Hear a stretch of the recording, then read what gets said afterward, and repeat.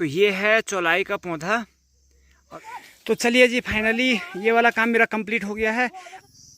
ये तो जो पानी निकालता है इसे चौप कहते हैं हमारे यहाँ। जो है आयुष यहाँ से उनका जो टॉप वाला हिस्सा है उसको अलग कर रहा है। हमारा कट के तैयार हो गया है। और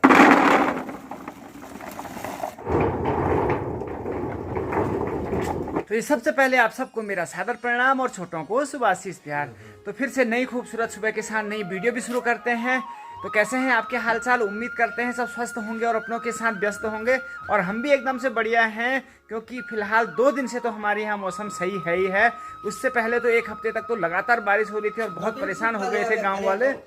और कल तो दिन भर धूप थी और आज भी धूप तो नहीं है, लेकिन अभी हल्के हल्के बादल लगे हैं। और कल रात को ना सामने उस तरफ बहुत तेज़ बारिश सुनाई दे रही थी। हमारे यहाँ तो नहीं पहुँची वो, लेकिन आवाज़ सुनाई दे रही थी बहुत ज़बरदस्त वाली। तो उस वाली बेल्ट में कल रात को ज़बरदस्त बारिश हुई है। तो हो सकता है कि हमारे यहाँ आज हो कल हो, लेकिन जो भी हो, लेकिन मौसम आज बड़ा खुशनुमा है, क्योंकि धूप भी नहीं है और बारिश भी नहीं आ रही है।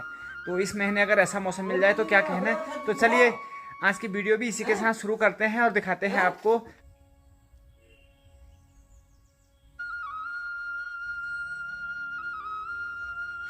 और दादी जी नमस्ते। नमस्ते। और 8-10 रुपये बैठी सुबह सुबह। अच्छा मिल जुल दे जाने यहाँ जंगल। चलो बढ़िया। और दादी जी ने धुआं भी लगा दिया है। और आजकल जिसकी भी गाय भैंस बाहर निकली होंगी उनके गौशाला में धुआं जरूर लगा होगा, क्योंकि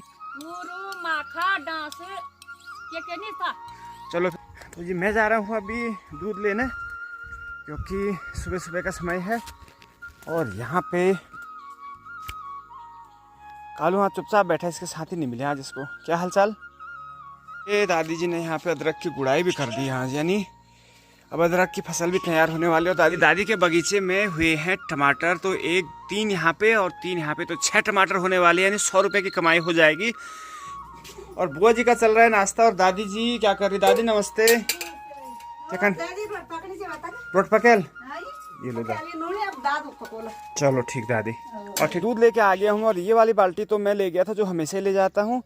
और ये वाली ने मुझे गिफ्ट के तौर पे दे दी है, क्योंकि कल है हरेले का संग्रांद। और हमारे यहाँ हरेले के संग्रांद के दिन ना, जिनका भी अगर दूध दही का मतलब जिनकी अपनी भैंस गाय दूध देने वाली नहीं होती है, तो उनको दूसरे लोग देते हैं अपनी तरफ से गिफ्ट के तौर पे दूध दही जो भी है। तो क्योंकि कल बहुत ज़्यादा लोगों को देना होता है, तो दादी जी ने मेरे लिए आज ही दे दिया है ये। तो चलो दादी जी का धन्यवाद। और वहाँ पे भी मैंने दादी जी को धन्यवाद बोल दिया है। तो चलिए चलता हूँ अब घर के लिए। और सुबह सुबह का समय है और आयुष आज पानी आया है, तो पानी वानी भर रहा है थोड़ा सा, और बाकी बर्तनों की सफाई भी कर रहा है। और तो जी नाश्ता भी हो गया है सबका, और मंजू ने बर्तन भी साफ कर दिए। और दादी जी नाश्ता भेग अभी क्या ख्याल? तबीयत खराब होनी क्या हो? सांस सुने चल अभी दबे दबेली हो। हाँ ठीक है। और दादी जी का भी बढ़िया सा नाश्ता चल रहा है। और पहले ना दादी जी यहाँ पे बैठती थी, तो अभी दादी जी वहाँ पे बैठती हैं, क्योंकि वहाँ से बिल्कुल बढ़िया सा नज़ारा दिखता है सामने का। और चाची जी गुड मॉर्निंग। तो सबके बढ़िया।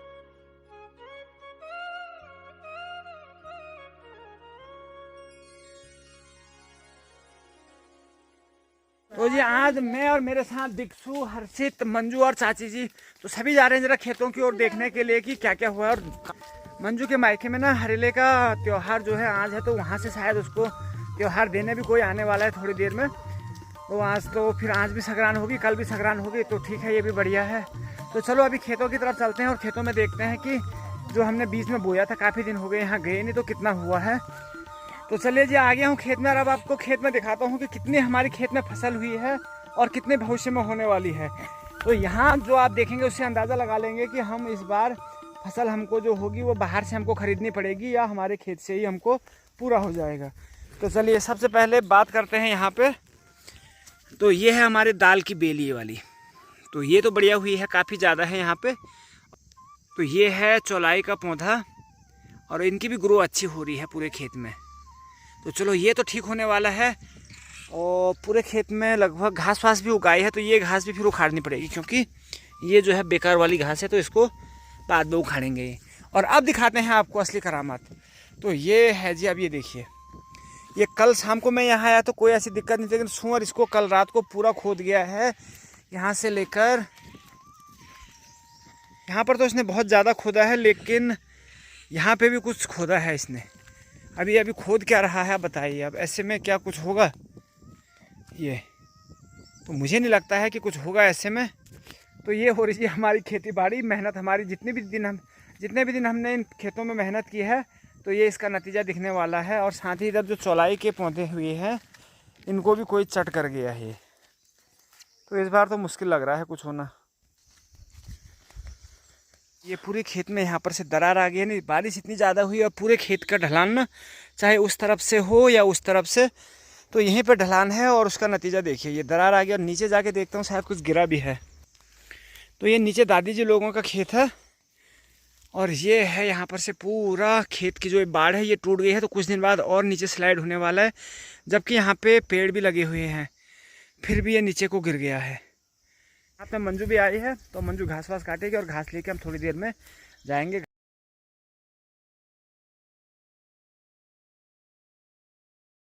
तो अभी मैंने देखा जी, जैसे मैं यहाँ पे आया तो दादी जी आ रही नीचे से घास लेके, क्योंकि ये काम क्योंकि रोज़मर्रा का काम है और हमारे यहाँ करना पड़ता है। तो दादी जी आ रही नीचे से, तो मैंने कहा चलो थोड़ा दादी जी की मदद कर दूंगा, जब तक कि मंजू मेरे लिए घास काटती है। मैं ले आता हूँ दादी जी की भारी उठा के, थोड़ा सा दादी जी को हेल्प मिल जाएगी। हालांकि उनका रोज़ का काम में फ़र्क उनको ज़्यादा पड़ता नहीं है। इधर तम बिसेल, हाँ कम बिसेल माथ है जैन।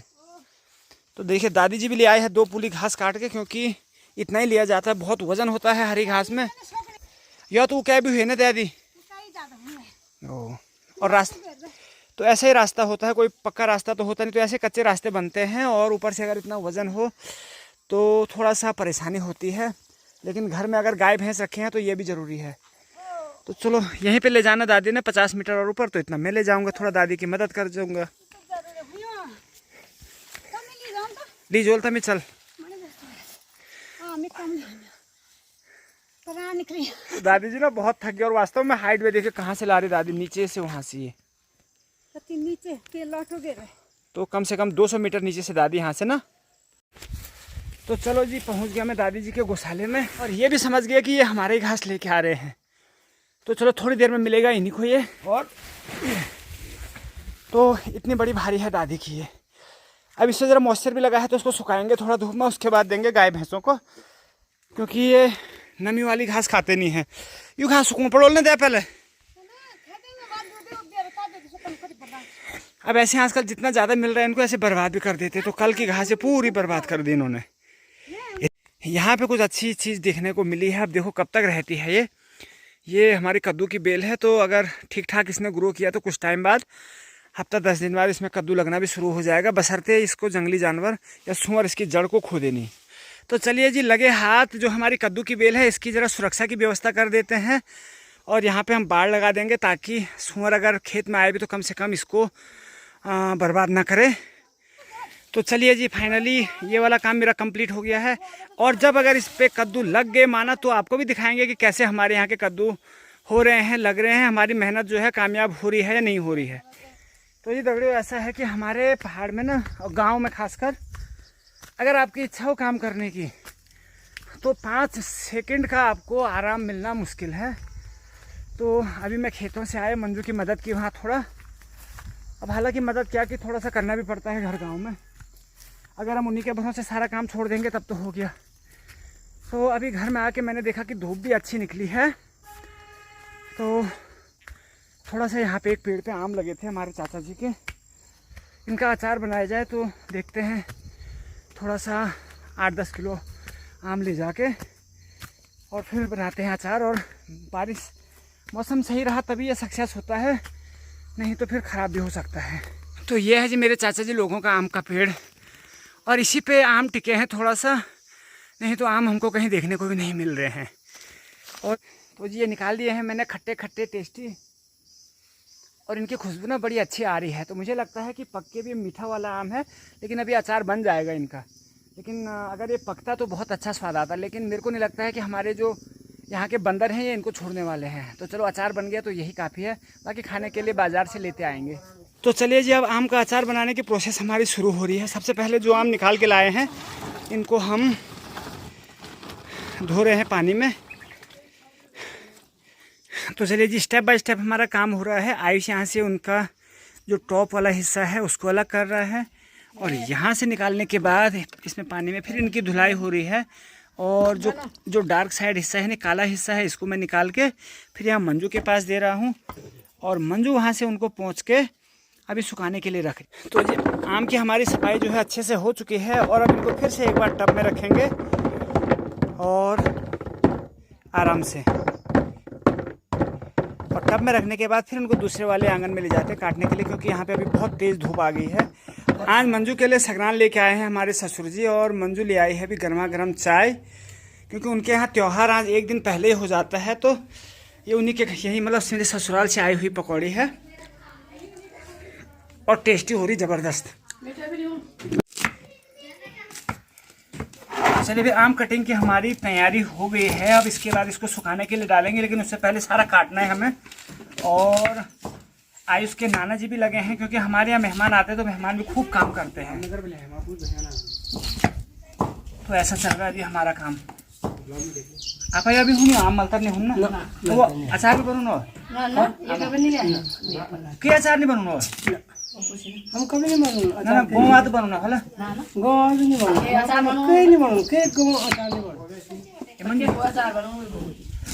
और अभी हमें मैक्सिमम 90% जितना आम है उसका तो हम बना देंगे अभी अचार के लिए, और बाकी जो 10% बचेगा, यानी 10 से 12 आम बचेंगे, उसका हम बनाएंगे मुरब्बा। और ज़रा सावधानी से काटना पड़ता है इसको, जरा नज़दीक से दिखा दे इसको ऐसे।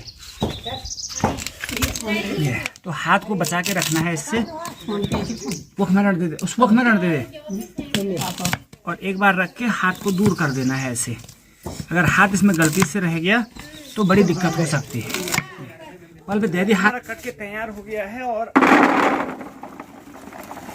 ये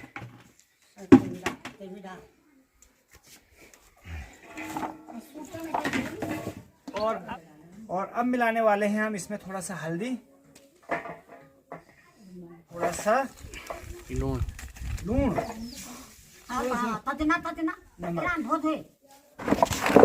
अच्छे से इसको मिक्स कर देना है हल्दी और नमक के साथ।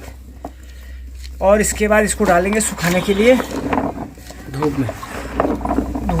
और नमक इसलिए कि इसका जो पानी सो है, जो आम का जो पानी है, इसका मॉइस्चर है पूरा बाहर को खींच लेगा, और आम हमारा हो जाएगा बिल्कुल सूख के तैयार। अगर इसमें बारिश की बूंदें गिर गई तो पूरी मेहनत हमारी बेकार चली जाएगी। तो बारिश आने से पहले हमने इसको क्लोज भी करना है।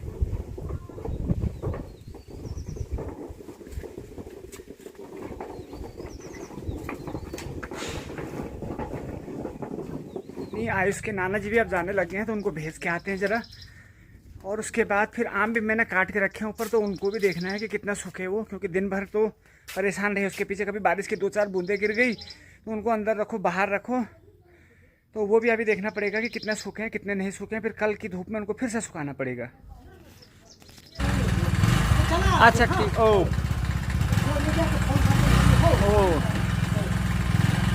अच्छा ठीक है।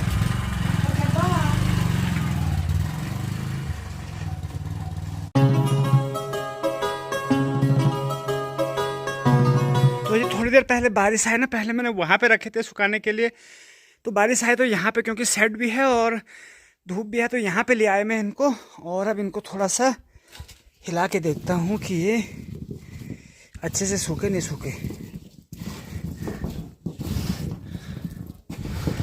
तो लगभग सूख चुके हैं, लेकिन फिर भी एक धूप इनको और चाहिए।